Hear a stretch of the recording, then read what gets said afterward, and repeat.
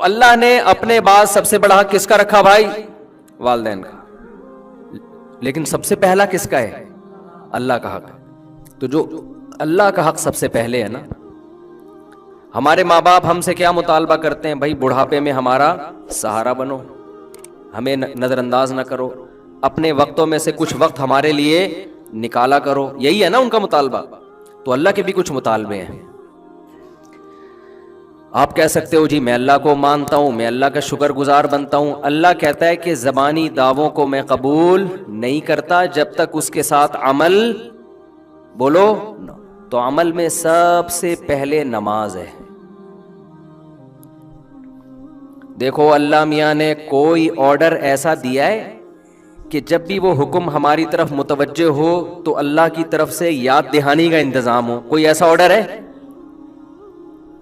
ہم پہ زکوٰۃ اللہ نے فرض کی، یاد دہانی کا کوئی انتظام کیا اللہ کی طرف سے؟ علماء تو بتا رہے ہوتے ہیں، لیکن کوئی اسپیسیفک کوئی اعلان ہے، اناؤنسمنٹ ہے اللہ کی طرف سے کہ لوگوں زکوٰۃ دینے کا ٹائم آ گیا ہے؟ کوئی اناؤنسمنٹ ہے؟ اللہ میاں نے رمضان کے روزے فرض کیے اور کہا جو روزے نہیں رکھتا وہ میرا شکر گزار نہیں ہے. لیکن کوئی اناؤنسمنٹ ہے اللہ کی طرف سے؟ ہلال کمیٹی کی طرف سے تو اناؤنسمنٹ ہوتی ہے، لیکن اللہ اس کا ذمہ دار نہیں ہے. کوئی آرڈر ایسا نہیں ہے اسلام کا کہ جس میں اللہ کی طرف سے اناؤنسمنٹ ہوتی ہو. یاد دہانی علماء کی طرف سے ہوتی ہے، وہ بھی اللہ کے حکم پہ کر رہے ہوتے ہیں، لیکن وہ اناؤنسمنٹ کے متعین الفاظ، سلیکٹڈ الفاظ، مخصوص وقت، وہ کسی عبادت میں نہیں ہے. تو اللہ کو اپنے بندوں سے نماز ایسی مطلوب ہے، ایسی مطلوب ہے. پیدا ہوا تو کان میں اذان، حی علی الصلاۃ، اور جہاں بلوغت کی دہلیز کے قریب پہنچتا ہے چاروں طرف نماز کے وقت مسجد میں حی علی الصلاۃ کی صدائیں گونجنا شروع ہو جاتی. کیسی عجیب عبادت ہے بھائی. اللہ میاں یہ بھی تو کہہ سکتے تھے کہ اے نبی آپ ان لوگوں کو بتا دیں کہ تم پر 5 وقت کی نمازیں فرض ہیں اور یہ ٹائم ہے. جب آپ دنیا سے جائیں گے تو ان کو پتا ہوگا، پھر آگے علماء بتا دیں گے. یہ بھی تو ہو سکتا تھا نا. فجر کی اذان میں حی علی الصلاۃ، حی علی الصلاۃ، اور کیسے الفاظ ہیں. 1400 سال گزر گئے، کسی مفتی نے فتویٰ دیا کہ اب چونکہ ہم سب عادی ہو گئے، ہمیں پتہ چل گیا ہے کہ اللہ کے کیا چاہ رہا ہے، اب اذان بند کر دو. کوئی ایک فتویٰ دے سکتا ہے؟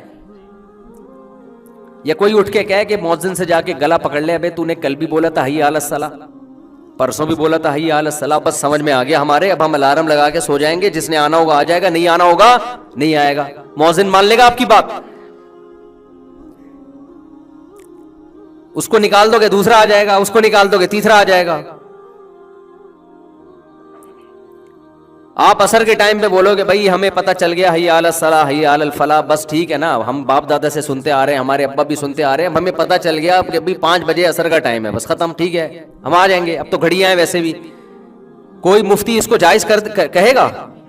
پوری دنیا میں کسی بھی مسلک کا ہو، بولیں گے بھائی یہ تو اللہ نے مؤذن کے ذمے لگا دیا ہے، یہ تو لگا دیا ہے. اس سے جماعت کی اہمیت بھی پتہ چلتی ہے. آج یا تو نماز پڑھتے نہیں ہیں، پڑھتے ہیں تو ہر آدمی اخپل طریقے سے پڑھ رہا ہے، گھروں میں پڑھ رہے ہیں. جی جی فجر میں تو اللہ نے الگ سے لفظ بڑھا دیا، الصلاۃ خیر من النوم، نماز نیند سے بہتر. صدیوں سے یہ، اور اتنا سا جملہ کہلوانے کے لیے بھی تمہید کتنی لمبی ہے. بھائی اگر نماز ہی کی طرف بلانا تھا تو آپ کیا کہتے؟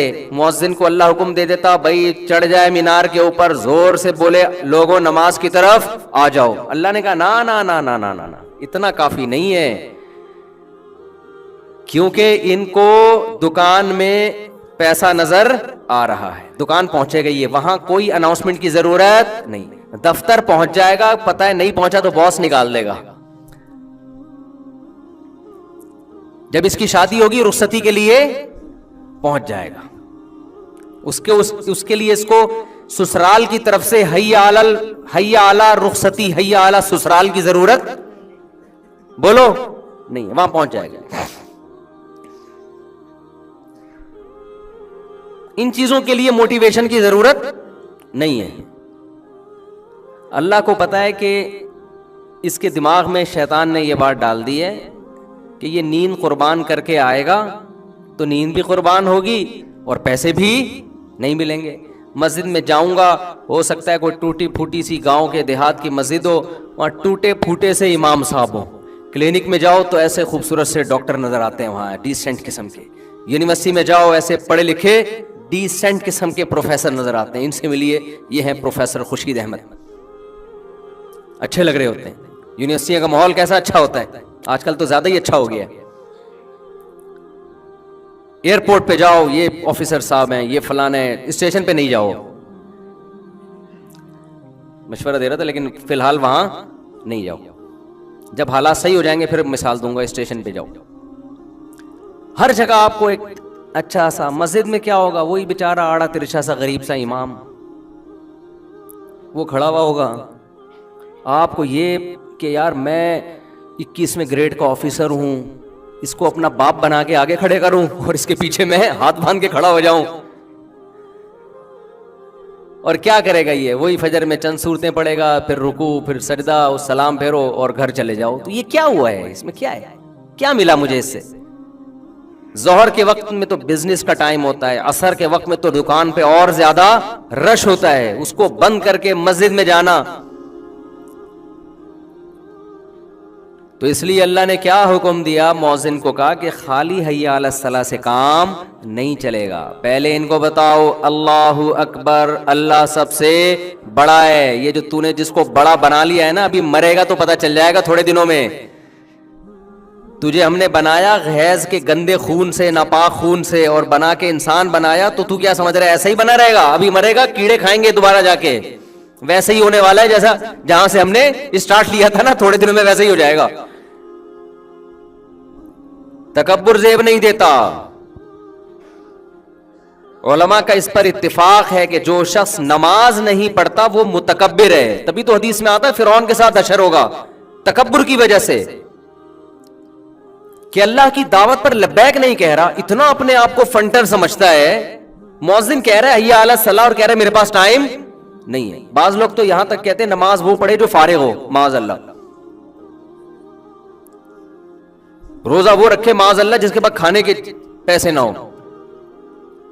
یہاں تک فرعونیت بڑھتی ہے انسان کی. تو اللہ میاں نے کیا اناؤنسمنٹ کروائی؟ اللہ اکبر، اللہ سب سے بڑا.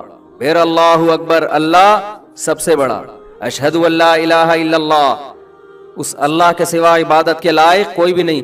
پھر اشہد ان محمد رسول اللہ میں کیوں؟ اللہ کو تو اور بھی بہت سے لوگ مانتے ہیں، نماز کو نہیں مانتے. ہم تو بھائی اللہ کے میسنجر محمد صلی اللہ علیہ وسلم کو مانتے ہیں. اشہد ان محمد رسول اللہ کا مطلب کیا ہے؟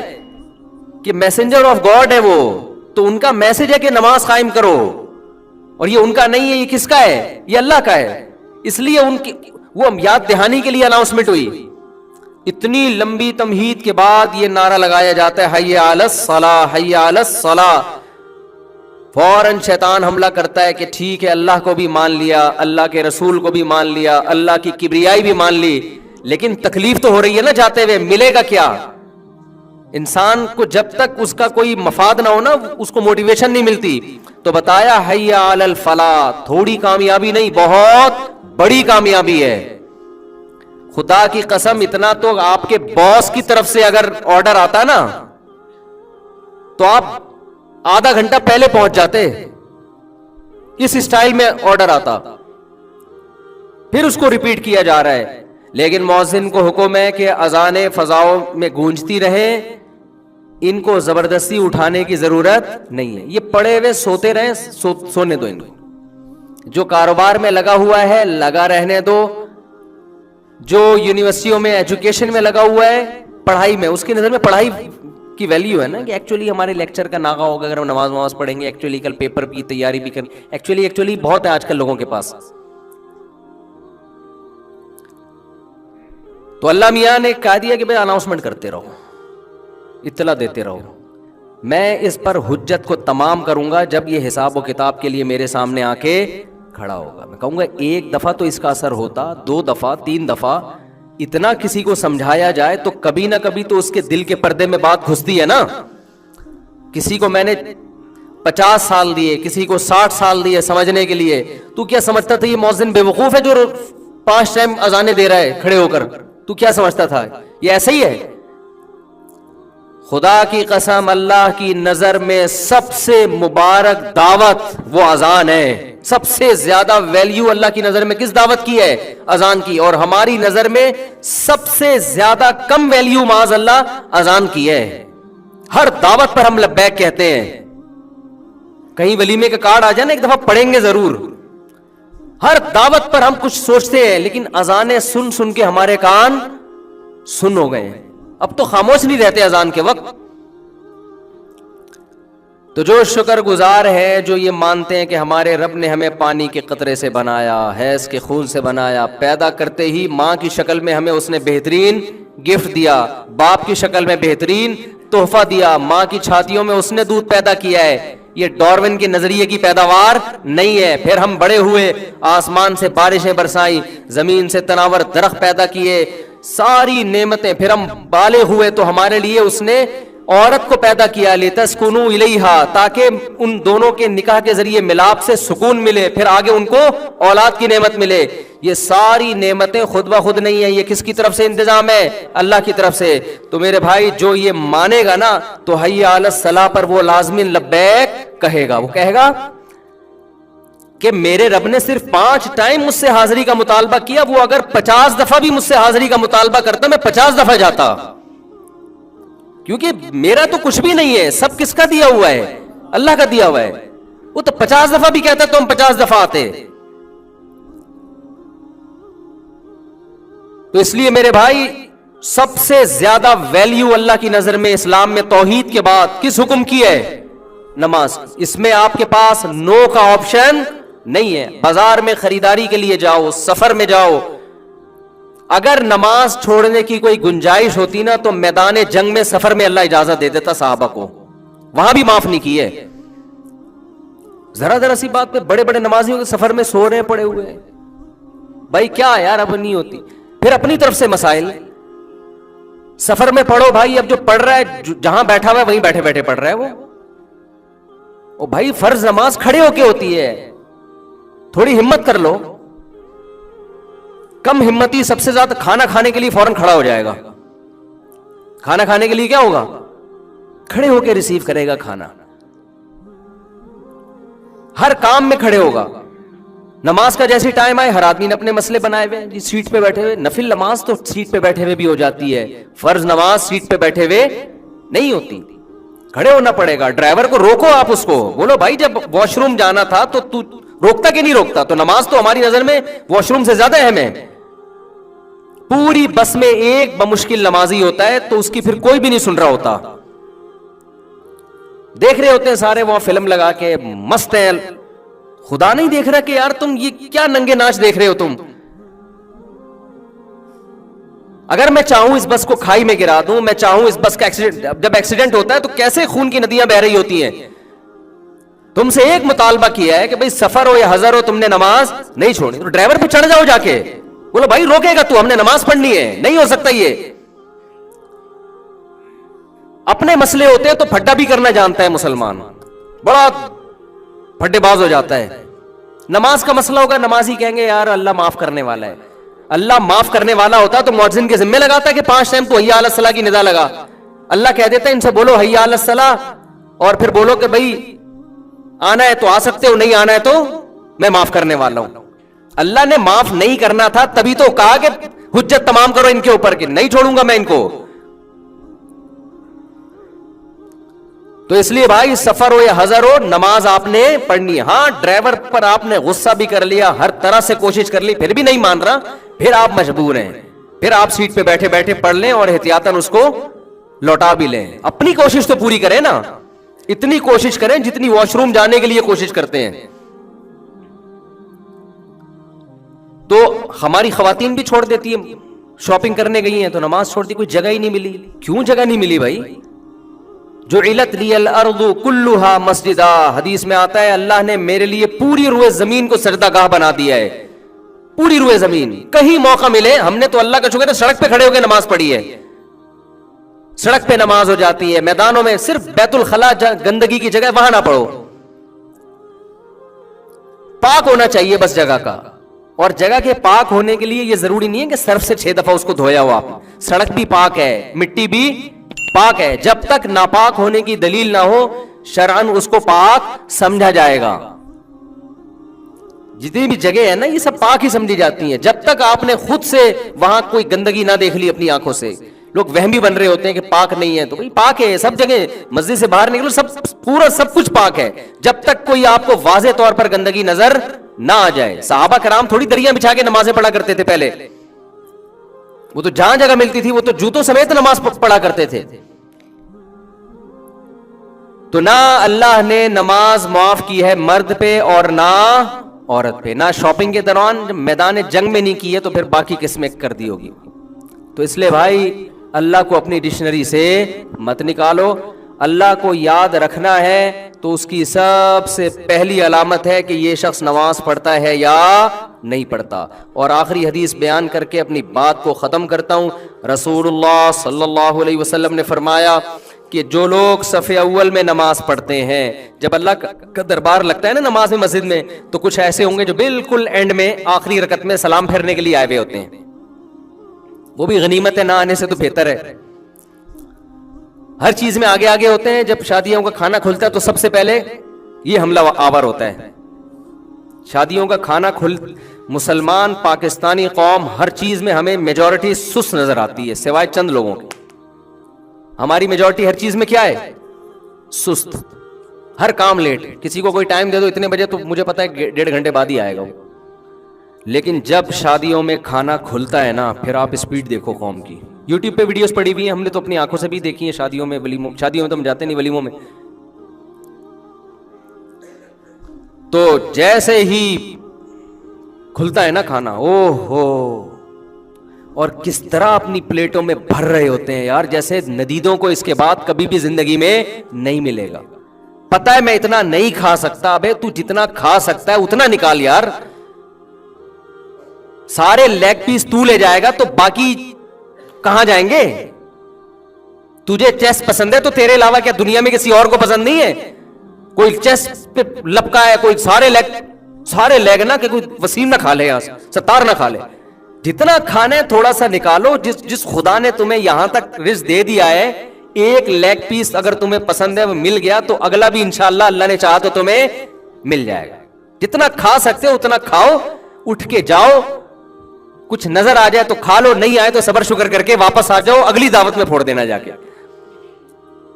کتنی بدتمیزی والا معاملہ ہوتا ہے یار، اتنی شرم آ رہی ہوتی ہے. یہ ڈر لگ رہا ہوتا ہے ختم نہ ہو جائے. دیکھو عزت کے دونے والے اس ذلت کے پلیٹوں سے. اچھا جیسے ہی کیمرہ آئے گا نا ایک دم تمیز سے، یوٹیوب پہ پڑی ہوئی اس طرح کی ویڈیو بھی، ایک دم جیسے کیمرہ آئے گا ایسے ہو جائیں گے جیسے پتہ ہی نہیں کھانا وانا کیا ہوتا، جیسے کچھ ہے ہی نہیں، کھانے کی کوئی ویلیو ان کی نظر میں.